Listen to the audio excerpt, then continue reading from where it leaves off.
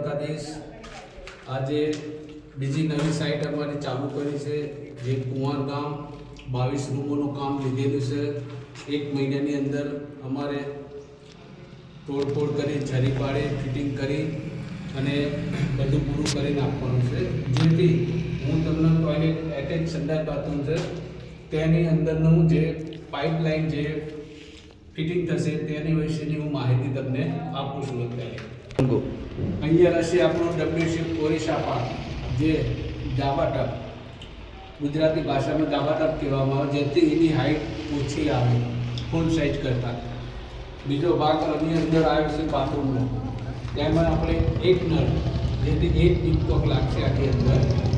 એવી જ રીતે અમે 10 રૂમોનું કામ છરી હોલ બધું પાડેલું છે, તેથી